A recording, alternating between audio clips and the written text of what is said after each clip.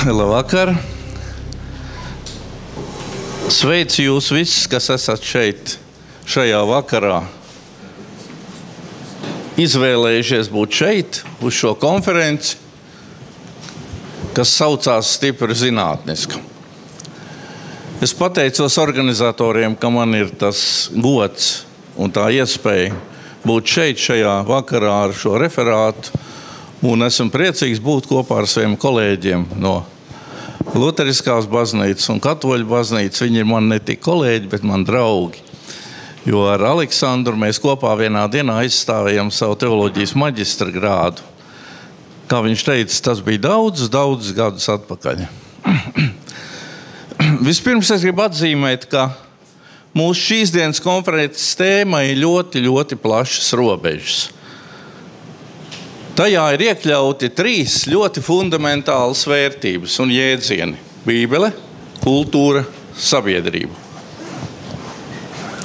Par katru no šīm sadaļām mēs varētu daudz runāt, bet labi apzinoties neiespējamību aptvert visu šo plašo lauciņu, es mēģināšu dažu tādu kompaktu tēžu veidā pievērsties vienam, manuprāt, ļoti būtiskam aspektam, proti Bībeles, respektīvi teoloģijas integratīvai lomai. Un tas pirmais – Bībele kā vērtība. Vispirms, vai vispār ir vērts par Bībeli runāt? Vai 21. gadsimtenī Bībele vēl būtu uzskatām par vērā ņemam vērtību? Vai tā varētu būt šodien tāda nopietna autoritāte? Ja jā, tad kāpēc? Negatīvu atbildi it kā pamato.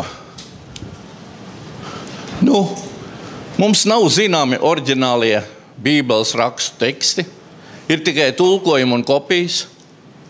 Gadsimtiem ilgi teksti tika pārrakstīti ar roku, un jāatzīst, ka pārrakstīšanas procesā varēja rasties un noteikti ir radušās arī kļūdas.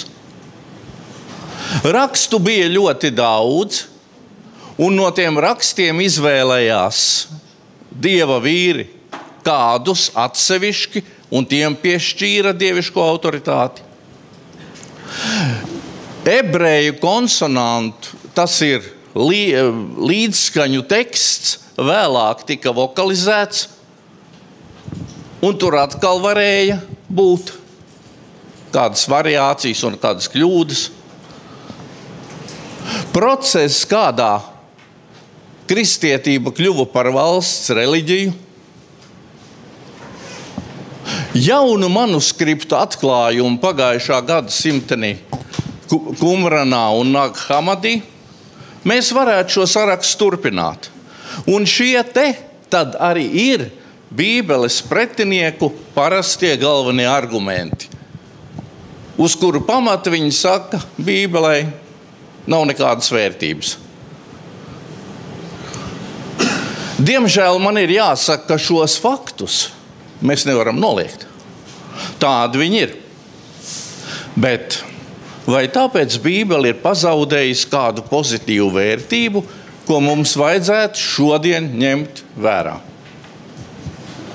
Kur paliek Bībeles autoritāte šodien? Redzat, un tas ir atkarīgs no tā, par ko mēs Bībeli uzskatām un ko mēs Bībelē meklējam. Ko mēs tajā gribam atrast? Ja mēs Bībeli uzskatām tikai par unikālu senu rakstu krājumu, ja mēs Bībelē meklējam tikai atsevišķas gudras pamācības, ja mēs pieķeramies Bībeles burtam un kopējās sakarības neievērojam, ja mēs saskatām tikai Bībeles vārda informatīvo funkciju, tāda arī, protams, ir, tad mēs Bībeles vērtību ne tuvu nesam ieraudzījuši. Atsevišķas gudras pamācības mēs lielā daudzumā varam atrast arī citās reliģijās un arī nereliģijās. Plašu faktoloģisko materiālu mēs varam savākt citos avotos. Turpretī, ja mēs ieraudzīsim, ka Bībele ir kaut kas daudz, daudz vairāk nekā jebkura cita grāmata, vairāk par literatūras pieminekli, vairāk par vēstures pieminekli, ka tā nav tikai gudru un pareizu pamācību rokas grāmata dažādām dzīves situācijām, ka tā neaicina cilvēku uz atsevišķiem labiem darbiem, bet ka tā ir vērsta uz cilvēka pilnīgu izmaiņu. Ja mēs saskatīsim, ka Bībeles vēsts mums piedāvā kaut ko vairāk nekā labu pamācību summu, ja mēs redzēsim, ka Bībele nevar tikt reducēta tikai uz informatīvo funkciju, un tā ir viena no pamatkļūdām, ka mēs Bībeles autoritāti sākam meklēt informācijas kvalitātē. Ja mēs ieraugam un atzīstam, ka tā ir Dieva atklāsme cilvēkam, ka Dievs šo pasauli ir radījis un joprojām ļoti mīl un uztur, ja aiz katra Bībeles burta mēs saskatīsim kādas dieviškas pamatpatiesības un likumsakarības, jā, tad mēs esam kaut ko no Bībeles dziļuma apzinājušies. Tad mēs sākam saskatīt un atklāt Bībeli kā nemainīgu vērtību. Un Bībeles vērtība, tas ir tāds absolūts lielums, kas nemainās. Protams, to nevar nepierādīt, nenoliegt. Par autoritāti Bībele kļūst katram personīgi tad, kad viņš atklāja šo autoritāti un iemanto to. Un tad, kad tas būs noticis, tad mēs varēsim atbildēt arī uz to vienu no galvenajiem klupšanas akmeņiem, ko daudzi šodien uzstāda. Jā, bet kāpēc Bībelē ir tik daudz ļaunuma? Kāpēc šodien mīlošais Dievs to visu pieļauj? Bībele ir vērtība. Tas ir pirmais, ko es gribēju pateikt. Otrs. Ja Bībele ir tik vērtīga un nozīmīga, tad ir svarīgi, kādu mēs attieksmi ieņemam pret to. Un uzreiz gribu teikt, nevis tikai katrs indivīds atsevišķi, bet visa pasaule kopumā. Un ir jāatzīst, ka gan mūsu tauta, gan visa pasaule kopumā nebūtu Bībeli par savu autoritāti nav pieņēmuši. Kāpēc tāds secinājums? Mēs varētu paskatīties, kāda attieksme pret Bībeli vispār ir iespējama. Un to lielos vilcienos varētu izdalīt 4 tādus attiecību modeļus. Pirmais ir vienaldzība. Mēs varētu teikt ignorants.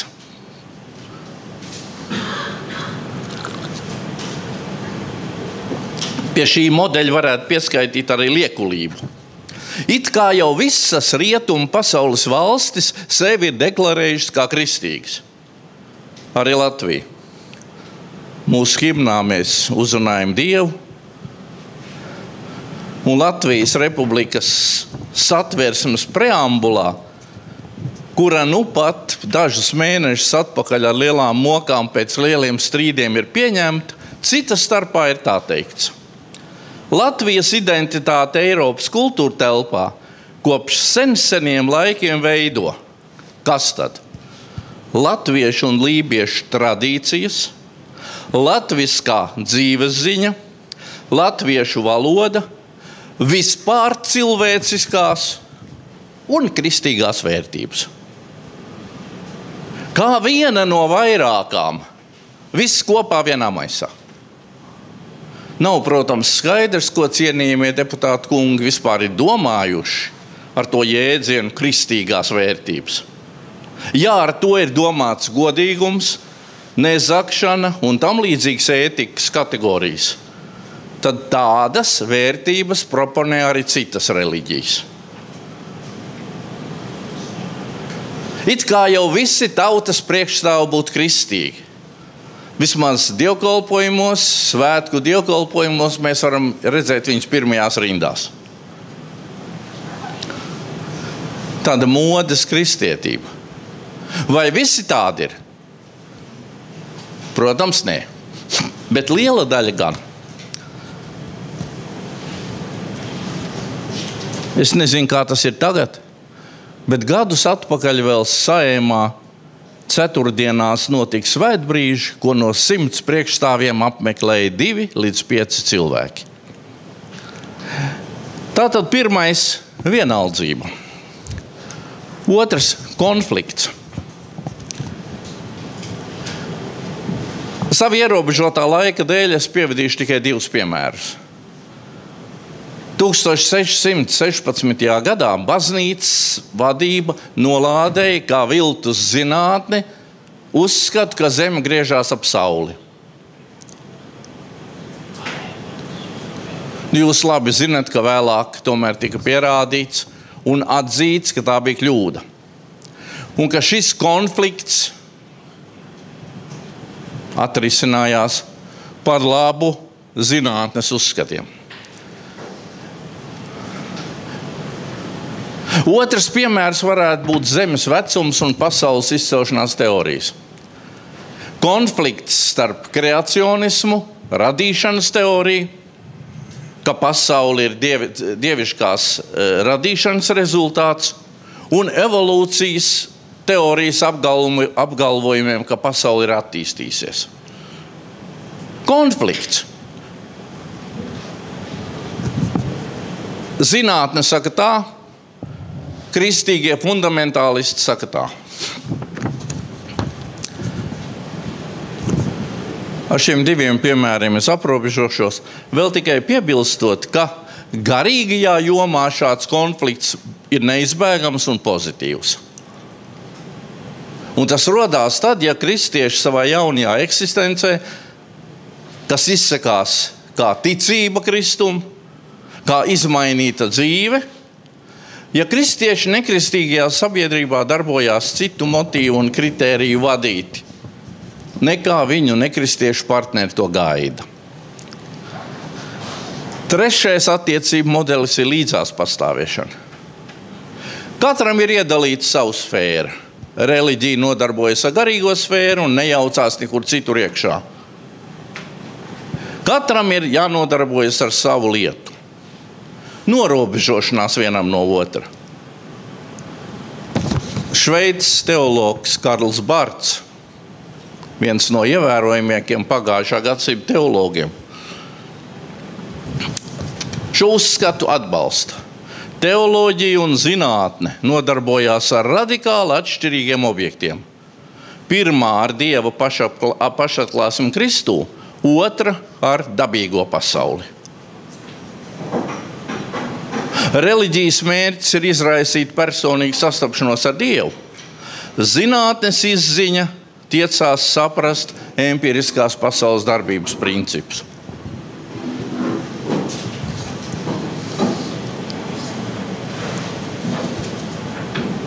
Katram sava vieta.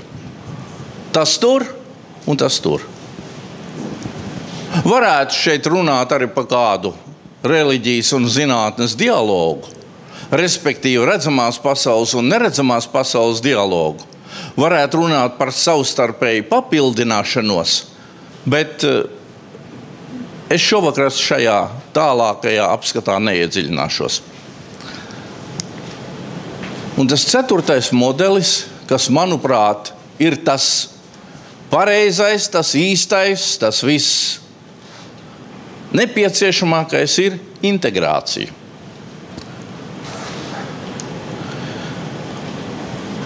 Bībeles, jeb teoloģijas integrācija kā uzdevums un kā nepieciešamība.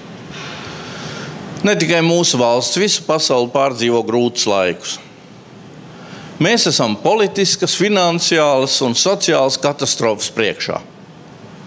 Ir daudz cēloņu tam, kāpēc mēs esam nonākuši šādā situācijā. Es nevaru pretendēt uz kompetentu ekspertu lomu. Es nevaru analizēt visus cēloņus, bet es gribu norādīt uz vienu no tiem. Un tas nebūtu nav maznozīmīgs. Tas ir pats galvenais un noteicošais šajā procesā. Tā ir Bībeles un teoloģijas lomas degradēšana un kristīgo vērtību ignorēšana. Un tā notiek ne tikai mūsu valstī, bet visā rietumu pasaulē daudzās citās valstīs, kuras vārdos sev sauc par kristīgām. Kristietība ir atbīdīta tālu prom no sabiedrības dzīves telpas. Arī Latvijā nav šodien vispār atzītu kristīgu ētikas kritēriju. Dominē pragmatismu idejas. Vadītāju darbs reti kad tiek motivēts un balstīts bibliskās patiesības principos.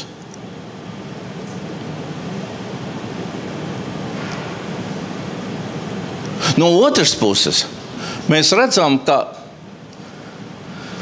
tā norobežošanās bieži vien ir arī no kristiešu puses. Kristieši pauž noraidošu attieksmi pret laicīgo zinātņu sasniegumiem. Cilvēks ir pieradis lielā mērā to savu garīgo dzīvi atšķirt no praktiskās dzīves. Atstājot garīgās dzīves kopšanai svētdienas dievkalpojumus, kādus īsus brīžus lūkšanām un Bībeles lasīšanai. Un brīžiem tā šķiet, ka tās abas puses ar šādu te status quo ir apmierinātas.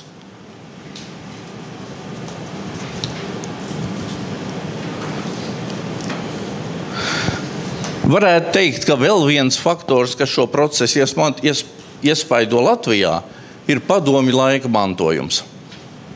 Padomju laika kristieši ir auguši vidē, kas nesekmēja tās sirdī piedzīvotās kristīgās īstenības integrāciju sabiedriskās un politiskās dzīves aktivitātēs.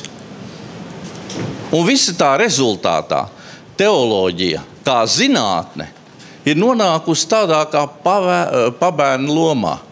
Viņi tiešām nodarbojās ar tādu šauru savu lauciņu un ir atrauti no ikdienas praktiskās dzīves. Pārvērtusies tikai par teologu darbošanās objektu. Un tas attiecās ne tikai uz teoloģiju kā uz zinātni, bet arī uz kristietību kā dzīvesveidu.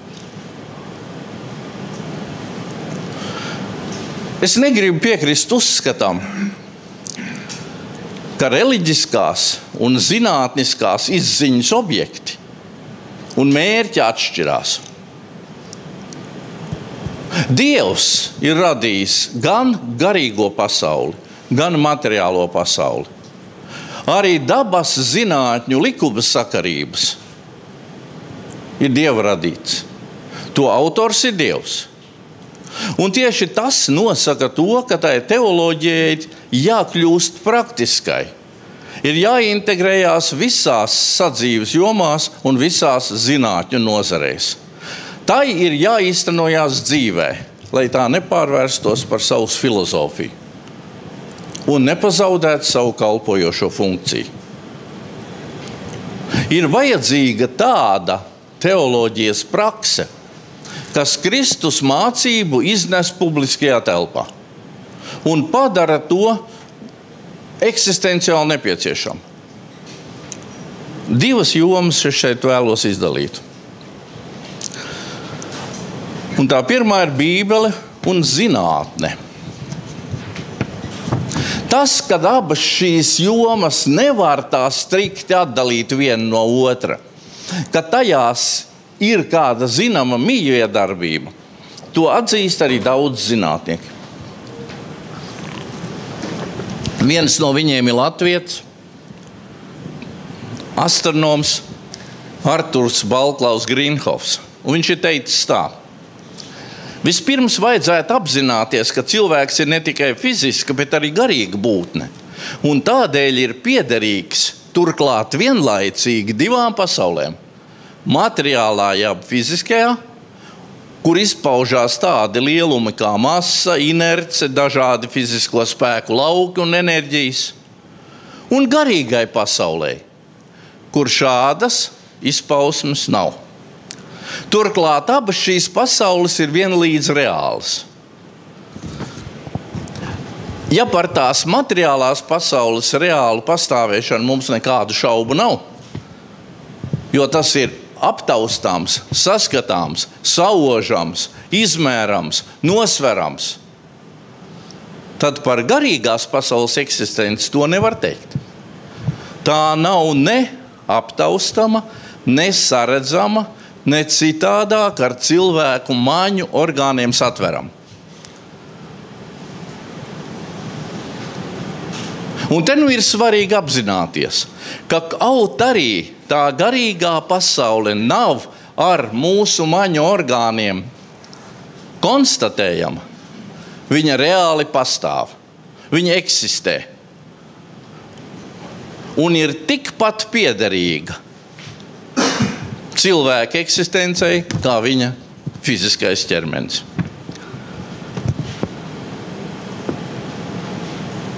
Tātad jautājums ir par šo abu pasauļu, garīgās pasaules un materiālās pasaules saistību, mijiedarbību, par likumsakarībām, kādas valda, par cilvēka, viena cilvēka divu būtību mijiedarbību un par šīs mijiedarbības cēloņiem un likumsakarībām.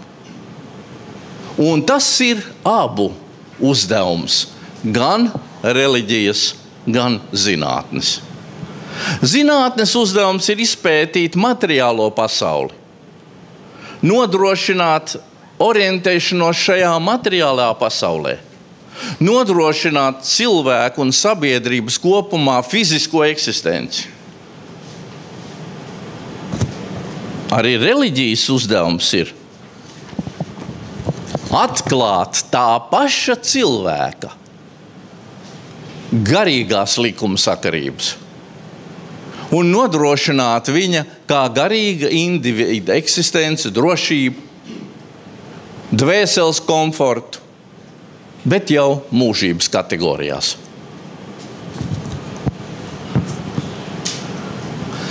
Itāļu gleznotājiem Rafaelam ir kāda glezna.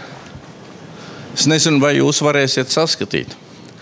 Tā sastāv it kā no divām daļām. Apakšējā daļā mēs redzam tādu kā satraukumu, tādu kā haosu, tādu kā postu. Te ir atvests ar epilepsiju slims zēns pie Jēzus mācekļiem, un zēna krampjos savilktā roka izveido tādu perpendikulu uz augšu. Liekas, ka ir kāds izmisums šajā te apakšējā daļā. Augšējā daļa ir pilnīgi cita. Tur ir Jēzus apskaidrošanas kalnā ar paceltām rokām, debesu būtnes un pravietis Elija un Mūzes. It kā viens otram pretī stāv zemes posts un debesu cerība. Zinātne var aptvērt tikai šo apakšējo daļu. Viņa var izpētīt tikai šo daļu. Augšējo gleznas daļu ne medicīna, nekāda cita zinātne nespēja apgūt. Man šķiet, šī divdaļīgā glezna ir kāda laba ilustrācija zinātnes un reliģijas attīstībai.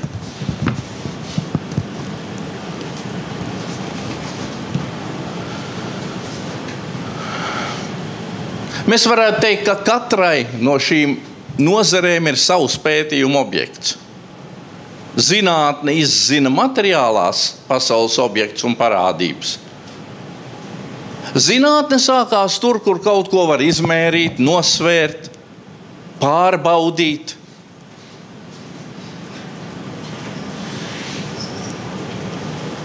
Bet zinātnes iegūtos rezultātus iespaido redzes punkts. Un šodien mēs redzam, ka bieži vien tie secinājumi, kas ir izdarīti agrāk, šodien pierāda, ka tie nav pareizi. Tas, kas vakar bija nemaldīgs, šodien var tikt apšaubīts. Un jauni atklājumi apgāž iepriekšējās teorijas.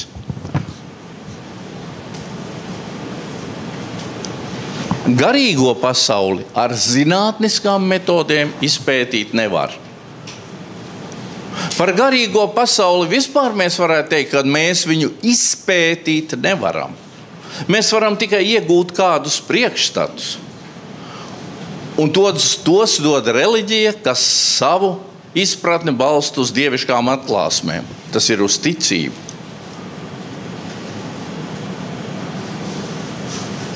Jau pieminētais profesors, Zinātņu akadēmijas korespondētāja loceklis, Latvijas astronoms Artūrs Balklaus Grīnhofs, par kuru Latvijas Universitātes profesora Maija Kūle ir teikusi, ka viņš bija cilvēks, kas zvaigžņotajā debesī ieraudzīja Dievu, ir teicis: zinātne ar Dievu savu aktivitāti noslēdz. Cauri. Tālāk viņi vairs nevar iet. Zinātnei Dievs ir izziņas gala punkts, izziņas vainagojums. Savukārt reliģijai Dievs ir izejas punkts, pamats, sākums. Zinātne savā materiālās pasaules izpētē var nonākt tikai pie secinājuma, ka vispār šo pasauli izskaidrot bez Dieva nav iespējams. Zinātne savos pētījumos var nonākt līdz atziņai: Dievs eksistē.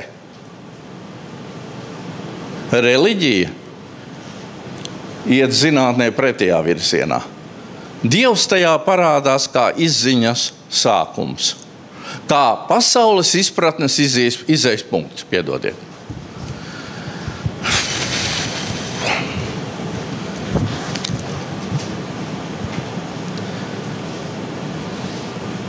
Tas nozīmē tātad, ka zinātne var nonākt pie sava pēdējā secinājuma, ka ne fiziskā, ne garīgā pasaule bez Dieva nevar eksistēt. Un pasaules gaišākie prāti to ir pilnā mērā apzinājušies.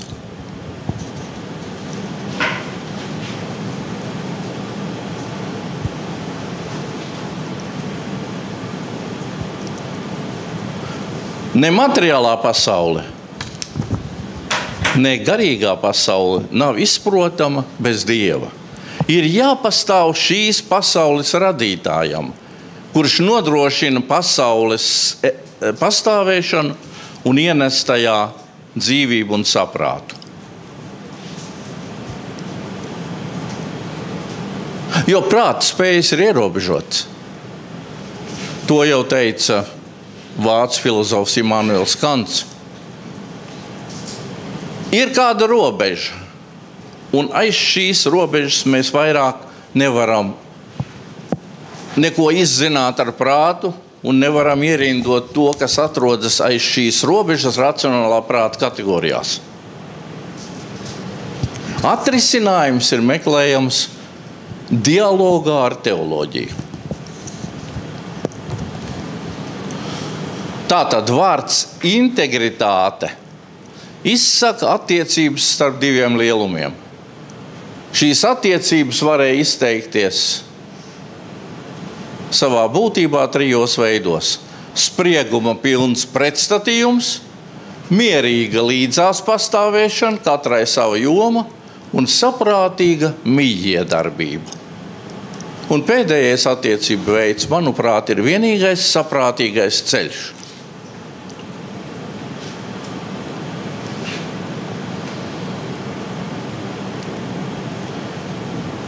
Latvijas Universitātes teoloģijas fakultātes profesors Normons Titāns savā referātā reliģiskā pieredze neirozinātnes skatījumā 2008. Gada konferencē norādīja uz 2 neirozinātniekiem, uz Eugenu Akvili un Andrew Newbergu.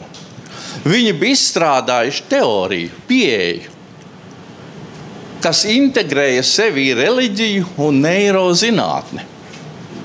Viņi pat gāja tik tālu, ka teica, reliģija un zinātne viens un tas pats. Autori attīstīja disciplīnu, ko var saukt par neiroteoloģiju. Nedebatēsim par to. Man šķiet, ka ar šādu pieeju mēs esam iebraukuši otrā grāvī. Bet šajā sakarībā vēl tikai uz 2 lietām gribu norādīt. Tā ir mūsu liela kļūda. Ja mēs irracionālo Dievu mēģinām izzināt un izprast, lietojot tikai savu racionālo un ierobežoto saprātu. Jau pieminētais astronoms Balklaus teica tā, to var salīdzināt ar mēģinājumu ķermeņa masu izmērīt ar pulksteni. Tas ir ar ierīci, ko mērī laiku. Ir viegli saprast, ka principā tas nav izdarāms.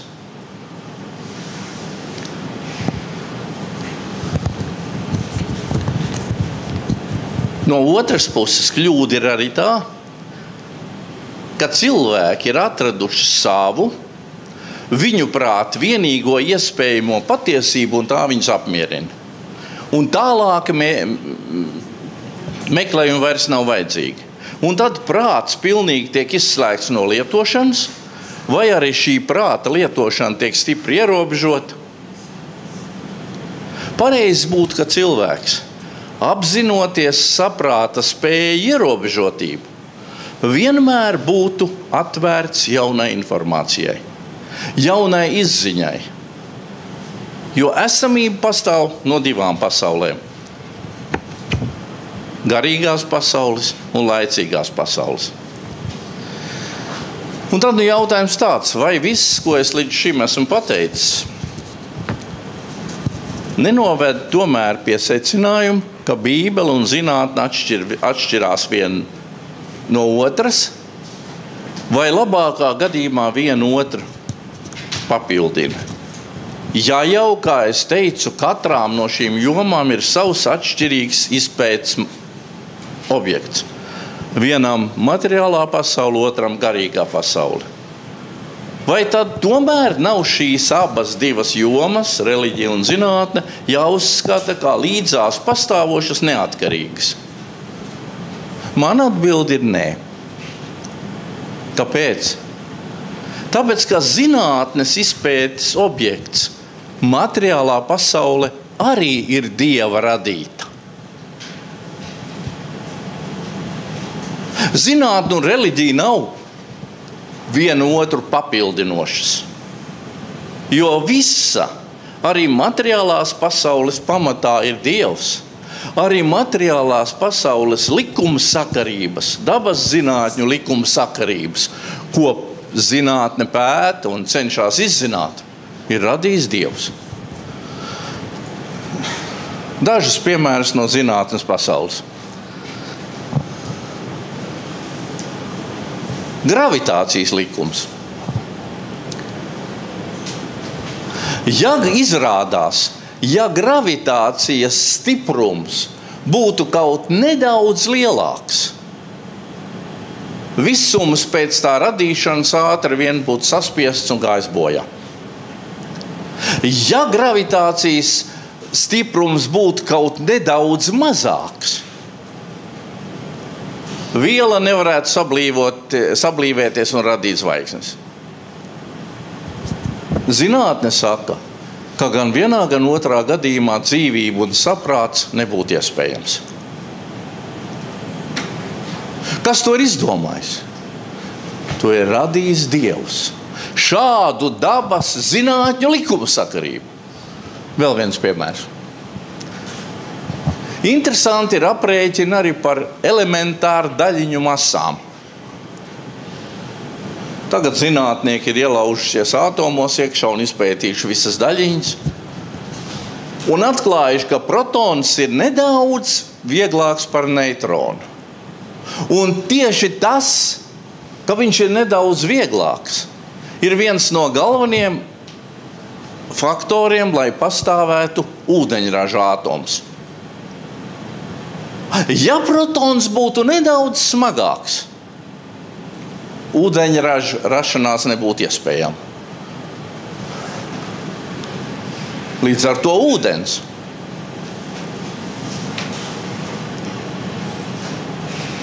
Vēl cita lieta. Savukārt elektrons ir apmēram 2000 reižu vieglāks par protonu. Un tieši tam ir izšķiroša nozīme, lai varētu veidoties DNS, tas ir ģenētiskās informācijas nesēju ķēdes. Līdzīgus atklājumus, līdzīgus piemērus es varētu daudz minēt. Ar dažādām konstantēm, ko tur mēs izrēķinām un mācamies, tas ir 9,8 metru sekundes kvadrātā vēl. Tās nav nejaušības. Tās ir Dieva iedibinātās pasaules, Dieva radītās pasaules iedibinātas likumsakarības.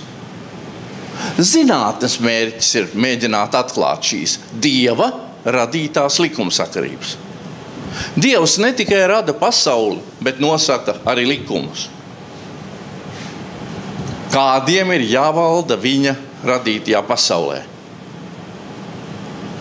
Zinātnes atklājumi nav nekas cits, kā Dieva iedibinātās likumsakarības, kuras viņš ļauj mums atklāt un ļauj mums izmantot. Otra joma, kurā ir nepieciešama integrācija, ir Bībele un morāle. Kristīgā dzīvesveida integrācija.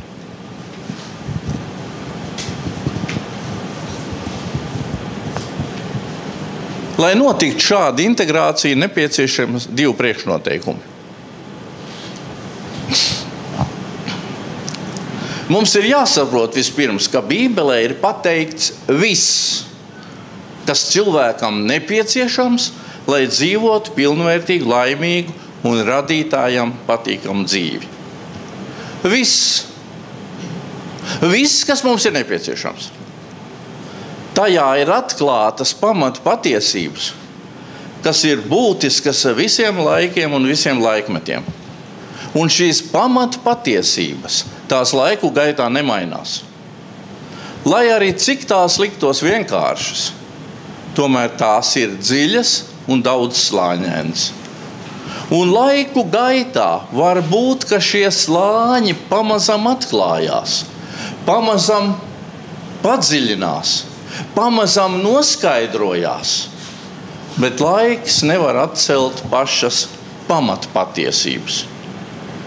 Un tas ir vienīgais pamats, uz kā ir iespējama normāla sabiedrības pastāvēšana, tās harmoniska attīstība. Tātad vispirms ir nepieciešams apzināties, Bībele ir patiesība, dieviškā patiesība.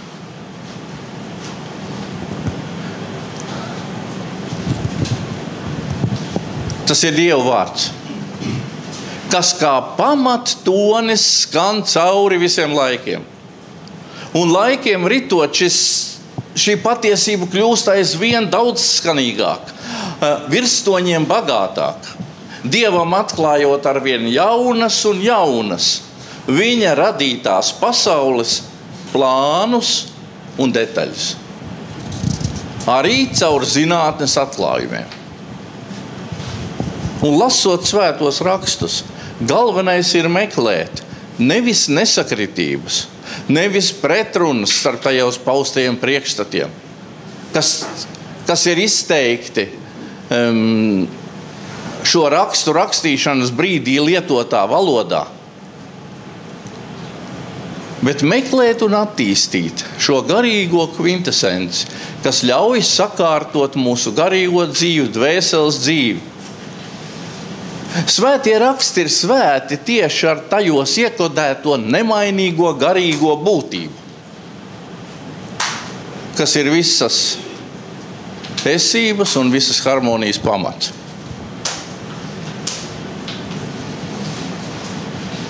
Protams, Bībelē daudz kas ir pateikts tā laika cilvēkam pieejamā formā, tā laika cilvēkam atbilstošā līmenī.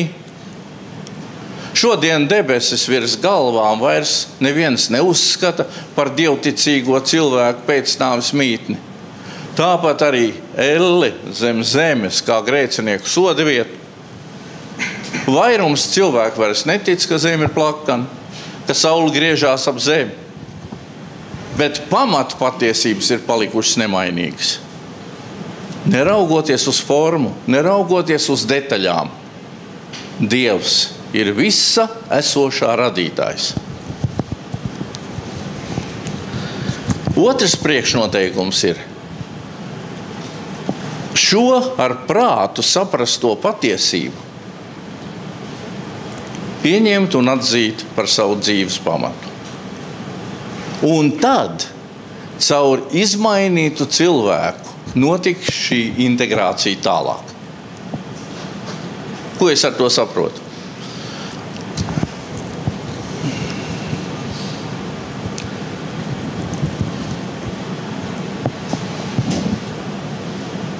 Es saprotu to, ka teoloģijas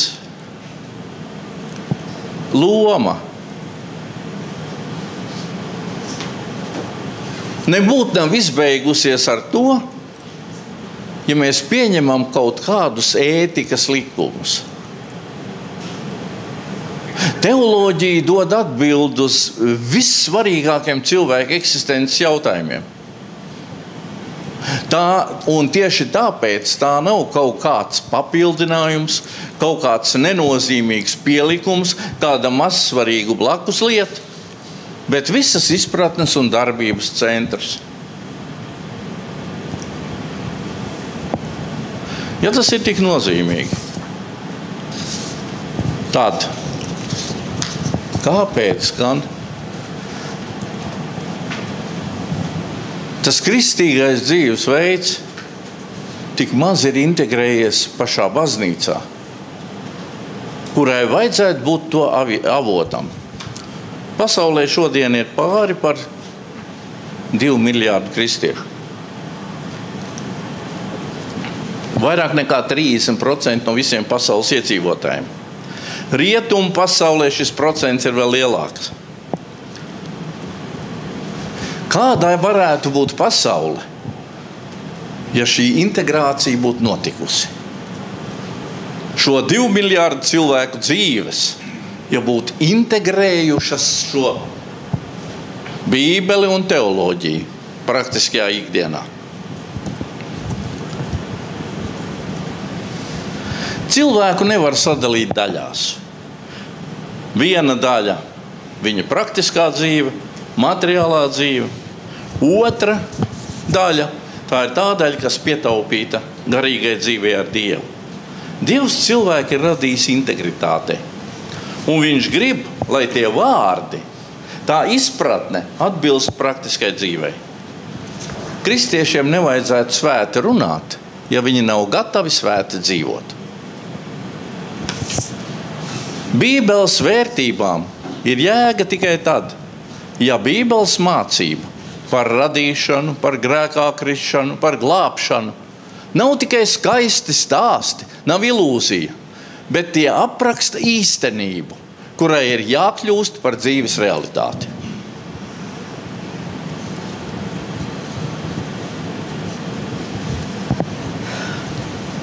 Es gribu nobeigt ar jautājumu, ko es uzstādīju ievadā. Kāpēc tad pasaulē ir tik daudz ļaunuma? Kāpēc mīlošais Dievs to visu pielaiž?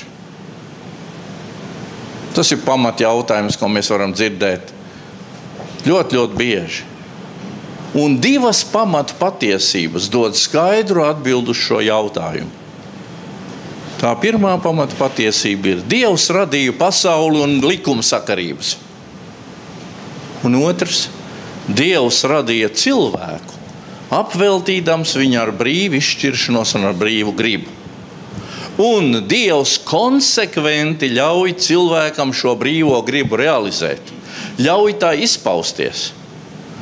Bet cilvēks un sabiedrība bieži iedomājās, ka tā Dieva palīdzība nav vajadzīga.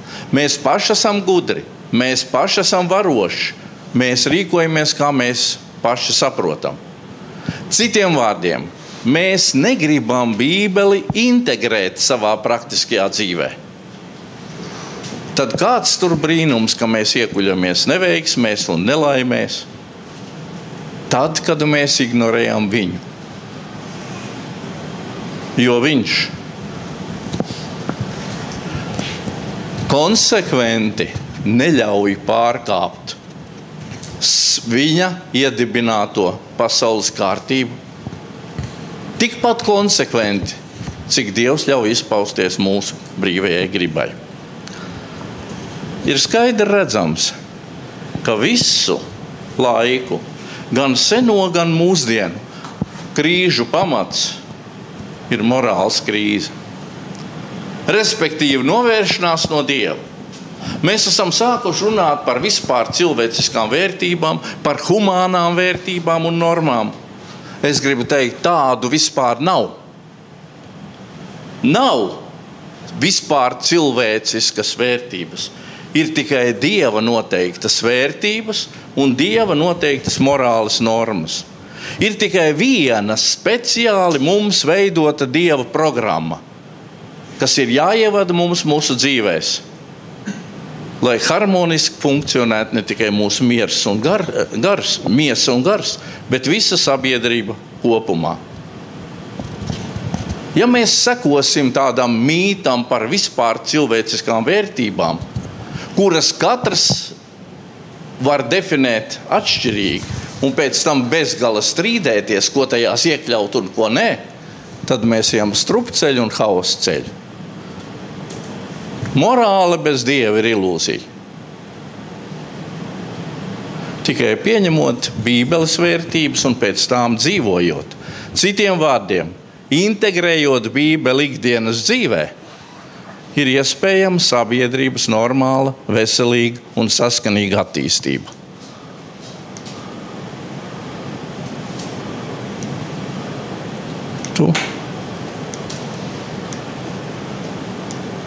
To visu jūs pateicu. Paldies!